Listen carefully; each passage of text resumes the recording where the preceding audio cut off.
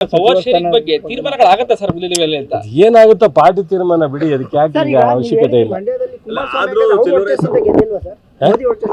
ಮೋದಿ ವರ್ಚಸ್ಸೇ ಇಲ್ಲ ಅಂದಿದ್ರೆ ಅವರು ಹೊರಗಡೆ ಬಂದು ಅವಾಗ ದೇವೇಗೌಡರು ಇಲ್ಲಿವರೆಗೆ ಯಾವ್ದಾರ ಅಲಯನ್ಸ್ ಮಾಡ್ಕೊಂಡಿದ್ರಾ? ನಿಂತ್ಕೋಬೇಕಾಯ್ತು. ಬೇಡ ಅಂದಿದ್ರು, ಇಲ್ಲ ಗೆಲ್ಲಿಸ್ಲಿಲ್ಲ. ಮತ್ತೆ ಅವ್ರದ್ದೇ ಕ್ಷೇತ್ರ ಅಲ್ವ, ಅವ್ರು 2 ಸಲ ಗೆದ್ದಿದ್ರಲ್ಲ, ಅಲ್ಲಾಕೆ ಚನ್ನಪಟ್ಟಣದಲ್ಲಿ ಗೆಲ್ಲಿಸ್ಲಿಲ್ಲ? ಅವ್ರ ಮಗ ಏನೋ ಅವ್ರೇನು ಬೇರೆನಾ? ನಾನು ನೀನಾದರೆ ಬೇರೆಯವ್ರು ಆಯ್ತೀವಪ್ಪ.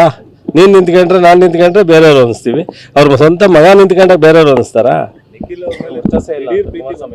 ಯಾವತ್ತೂ ಇದೆ, ಮುಂದೆನೂ ಇರುತ್ತೆ, ಇವತ್ತಿಗೆ ಕೊನೆಯಲ್ಲ, ಯಾವತ್ತಿಗೂ ಇರುತ್ತೆ. ರಾಜಕೀಯವಾಗಿ ಅವರು ಇವ್ರ ಥರ ಮಾತನಾಡಿದಾಗ ಮಾತ್ರ ನಾವು ಹೇಳ್ಬೋದೇನ, ಅದರ್ವೈಸ್ ನಾನು ಅವ್ರ ಬಗ್ಗೆ ನಾನು ದೇವೇಗೌಡರ ಬಗ್ಗೆ ಯಾವ ಥರ ಮಾತಾಡಿದ್ದೀನ?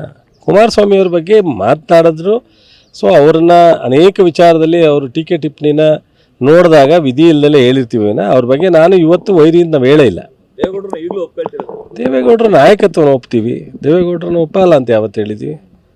ಆದರೆ ದೇವೇಗೌಡರು ಮೊನ್ನೆ ಭಾಷಣ ಮಾಡಿದ್ದು ನನಗೆ ಯಾಕೋ ಸಮಾಧಾನ ತರಲಿಲ್ಲ. ಗೊತ್ತಿಲ್ಲಪ್ಪ, ಜನ ಕೇಳಬೇಕು, ನಾನು ಹೆಂಗೆ ಹೇಳೋಕ್ಕಾಗತ್ತೆ? ಸೋಲು ಗೆಲುವಿನಿಂದ ಒಂದು ಗೆಲುವಿನಿಂದ ಯಾರ್ದು ವರ್ಚಸ್ಸು ಹೋಗುತ್ತೆ ಹೇಳ್ತೀವಿ ಅಂತ ಹೇಳೋಕ್ಕಾಗಲ್ಲ. ಬಟ್ ನಾನು ಹಂಗೆಲ್ಲ ಕುಮಾರಸ್ವಾಮಿ ಥರ ಲಘುವಾಗಿ ಮಾತಾಡೋಕ್ಕೆ ಹೋಗಲ್ಲ.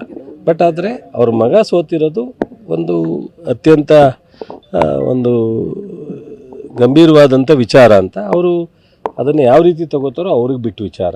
ಇನ್ನು ಮುಂದಾರು ನಾನು ಹೇಳ್ತೀನಿ, ಸ್ವಲ್ಪ ಕೇಂದ್ರದಲ್ಲಿ ಮಂತ್ರಿ ಆಗಿದ್ದಾರೆ, ಒಳ್ಳೆ ಕೆಲಸ ಮಾಡಲಿ, ನಾವು ಇಲ್ಲಿ ಕೆಲಸ ಮಾಡ್ತೀವಿ, ಚುನಾವಣೆ ಬಂದಾಗ ಚುನಾವಣೆ ಆಟ ಆಡೋಣ. ಅದು ಬಿಟ್ಬಿಟ್ಟು ಬೆಳಗ್ಗೆ ಎದ್ದು ಶುಕ್ರವಾರ ಆಯ್ತು ಶನಿವಾರ ಆಯ್ತು ಇದ್ದಂಗೆ ಅವ್ರ ಬಗ್ಗೆ ಮಾತಾಡೋದು ಬೇಡ ಅಂತ ಅನಿಸುತ್ತೆ.